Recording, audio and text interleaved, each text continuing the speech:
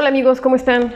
Pues bueno, aquí andamos un ratito explorando un poquito la historia. Y fíjense que en la tarde estaba yo comiendo con mi mamá.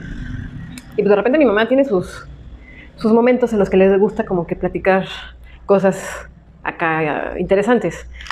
Y es una mujer muy culta, es una mujer que sabe, ¿no? Dicen, mi mamá sabe cosas. Y entre esas cosas que estaba diciéndome, me empieza a comentar de la historia de los feminicidios o de esos temas. Captó mi atención y me menciona el nombre de un feminicida, de una persona que hace mucho tiempo, hace muchos años, pues hizo historia, porque realmente fue el origen del feminicidio en México y el inicio de muchas cosas, ¿no?, que ahorita están presentes. Me llamó la atención, llegué a la casa, me puse a averiguar un poquito de este tema y se los quiero compartir porque me pareció muy interesante. A partir de 2012 más o menos, pues tomó auge el tema del feminicidio. ¿Por qué? Porque ya se pudo clasificar, ya entró en vigor, ya como tal ese término pues lo empezamos a escuchar en todos lados, porque ya estaba esa clasificación que antes no existía. Pero ahora sí que empecé a investigar y dije, bueno, pues ¿desde cuándo viene este tema del feminicidio? O sea, en México, digo, evidentemente no surge en el 2012. En el 2012 se impulsa esa nueva vertiente de castigar a los feminicidas con ese término, en lugar de homicidio, feminicidio, por esas agresiones, por el hecho de ser mujeres. Pero ¿cómo surge? Entonces, pues bueno, platicando con mi mamá y pues me dejó ahí ciertas inquietudes, llegué, me puse a investigar y pues me empecé a dar cuenta de que realmente el origen del feminicidio como tal en México viene a partir del año 1946. En 1946 surge el primer feminicida en México. De hecho, fue el primer asesino serial de mujeres que hubo en México. Es que esto viene desde Goyo Cárdenas. Goyo Cárdenas, el primer feminicida, el primer homicida serial que hubo en México. Goyo Cárdenas en algún momento fue alguien súper famoso por ser el primer asesino serial mexicano que hubo. Estuvo en todos los periódicos, en todas las primeras planas. Él era una persona de 27 años de edad. Él era estudiante de química, trabajaba en Pemex. Había una crisis mundial, donde había una crisis en México, la violencia se disparó al full, ¿no? Guerras, conflictos, etc. Y justamente en ese año surge este personaje, Goyo Cárdenas, que empieza a cobrar popularidad en todas las planas. ¿Por qué? Por el homicidio de 4 mujeres. Pero bueno, veamos un poquito de quién era este sujeto antes de que esto sucediera, ¿no? Porque lo vemos aquí, pues un individuo normal, un individuo pues convencional, que se ve tranquilo, que se ve como muchos que podemos toparnos en la calle y que de repente sopas, ¿no? O sea, resulta que tenía en su jardín, en su casa, enterradas a 4 víctimas. Nadie se lo imaginaba, lo veían por la calle y veían un hombre normal caminando por ahí. Pues Goyo Cárdenas era un joven que nació en Veracruz, después su familia migró a la Ciudad de México. Cabe mencionar, y esto sí lo quiero mencionar y señalar y hacer mucha énfasis, en que toda la familia de Goyo Cárdenas, todos tenían antecedentes de problemas mentales. A él, desde muy temprana edad, le diagnosticaron encefalitis. Sus hermanas padecían epilepsias, sus 2 hermanas, las 2 epilépticas. Su padre era una persona que tenía neurodivergencias y tenía un problema de migraña constante.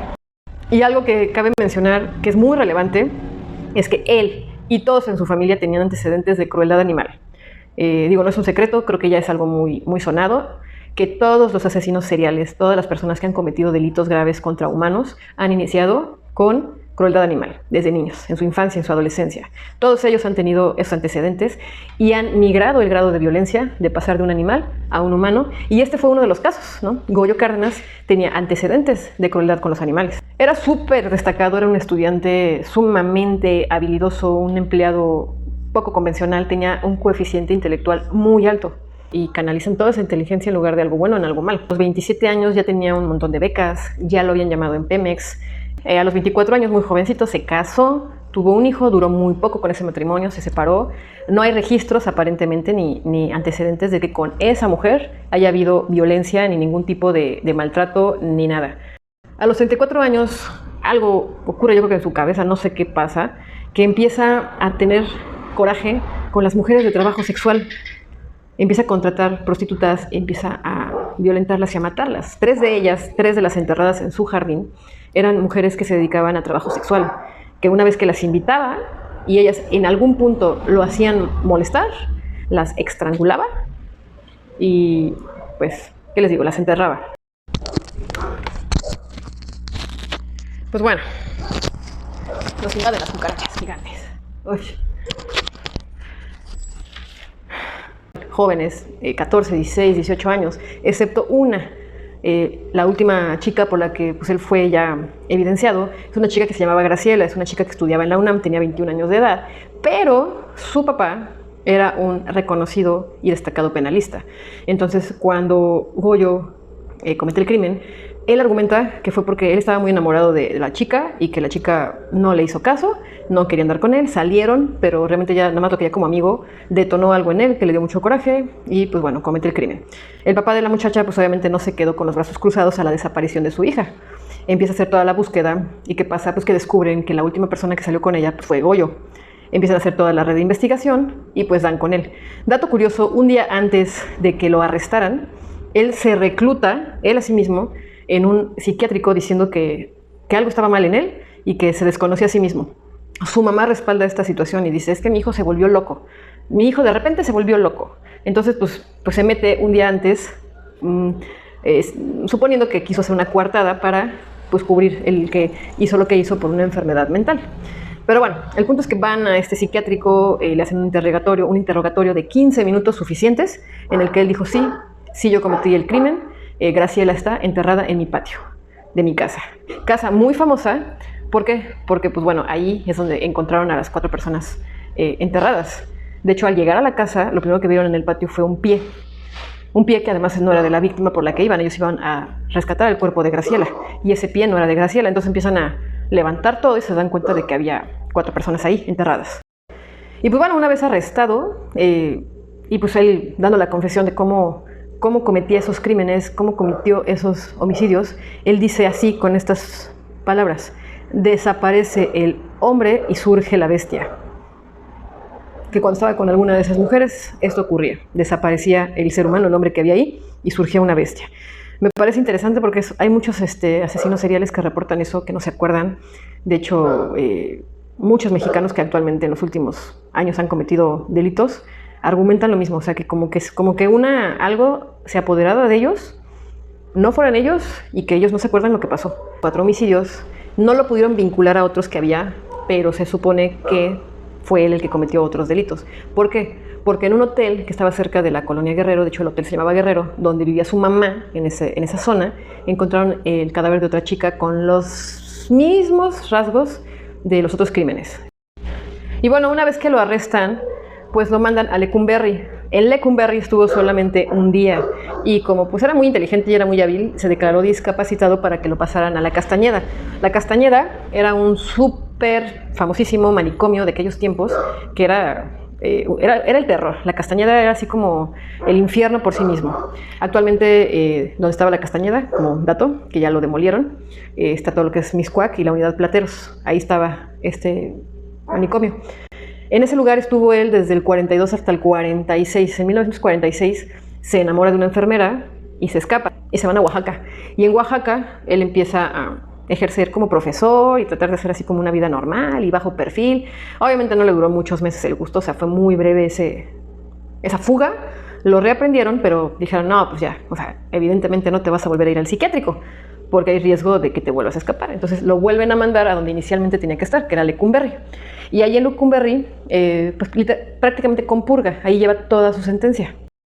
Una vez ya él adaptado a lo que era Lecumberri, que además era pues una cárcel que en sus tiempos era pues de las cárceles antiguas, donde no había derechos humanos, donde no había cero reinserción social, cero todavía todo eso, él empieza a ser un recluso destacado. Él empieza a estudiar, su mamá le empezaba a llevar muchos libros de neurología, de derecho penal, de todas las cosas que le gustaban, y empieza a estudiar y prepararse, y se convirtió en abogado. De hecho, lo conocían en Lecumberri como el Goyito. Entonces, pues bueno, podemos resumir que en su estancia en Lecumberri estudió neurología, estudió derecho penal, estudió un curso de clínica y psiquiatría. Pero ¿saben qué es lo más increíble de esto? Es que las mujeres de esos tiempos, estamos hablando de los años 40, 50, 60, porque le escribían cartas miles y miles de mujeres que querían conocerlo y que querían visitarlo, inclusive mujeres que se ofrecían a hacerle favores. Es increíble, ¿no? Fuera a presentarse un artista que te encanta en una obra de teatro y dijeras, yo le escribo, yo quiero ir a verlo.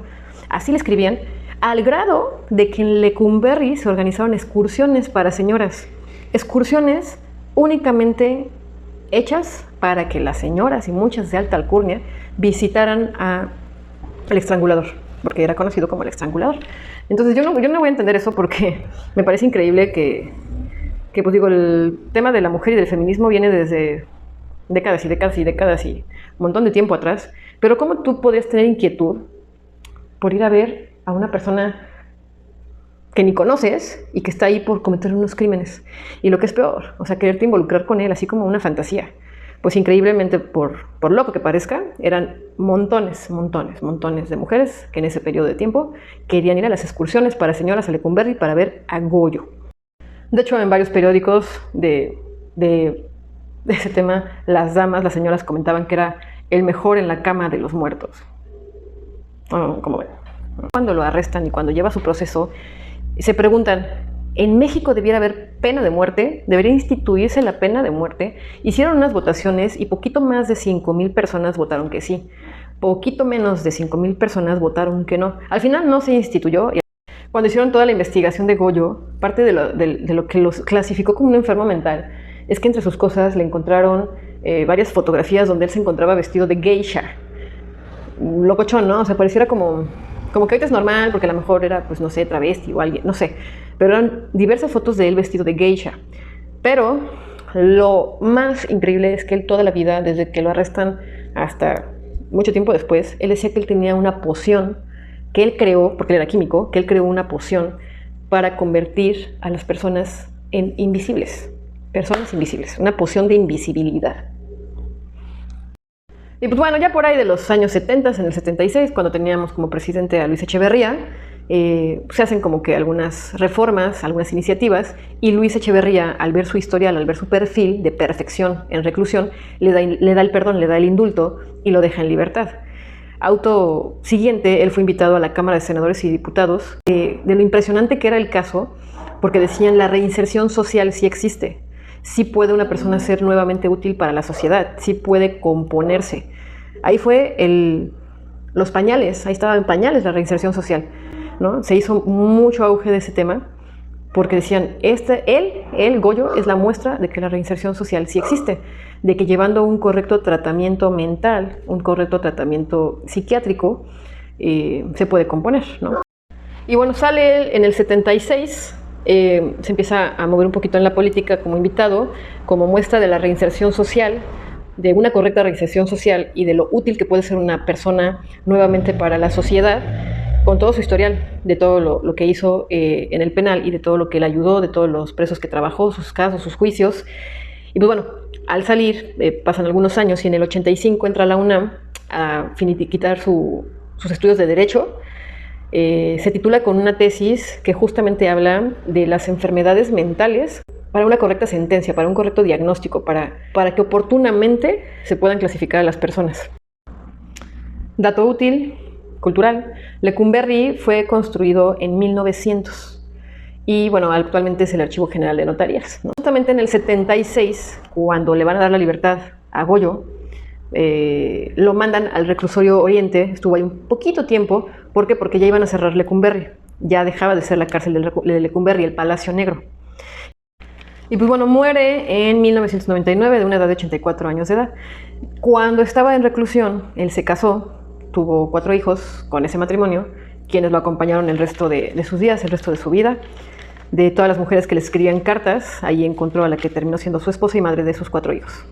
Y bueno, pues prácticamente podemos concluir que Goyo Cárdenas pues, fue el primer feminicida reconocido que hubo en México, el primer asesino serial que hubo y el que marcó un precedente para la reinserción social.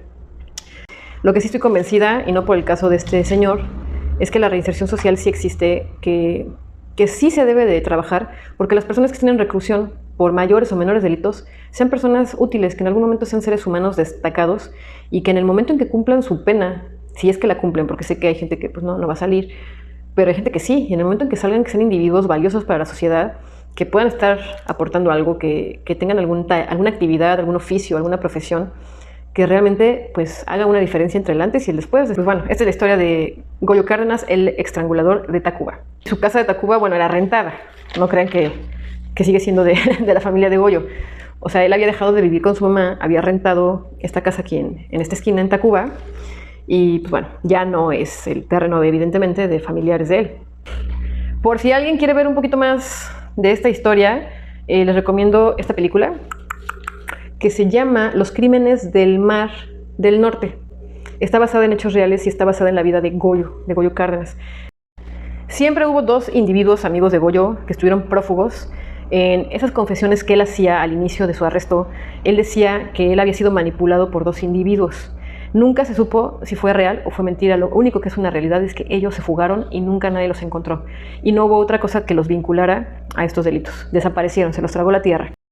Bueno, si hay algún tema o alguna duda que tengan del caso de Goyo Cárdenas, pues me escriben acá abajito o pueden ir a mis redes sociales para que pues por ahí podamos hacer más dinámicas, algunas preguntas, dudas o que tengan inquietudes del caso de Goyo Cárdenas. ¿Va? Y suscríbanse a mi canal. Odio decir eso, pero tengo que decirlo porque todo el mundo me regaña por no decirlo. Entonces, no va conmigo mucho. Pero ok, suscríbanse a mi canal. Aquí. O aquí. Aquí no, aquí suscríbanse al canal. Denle like. Ay, denle like y suscríbanse a mi canal. Bye.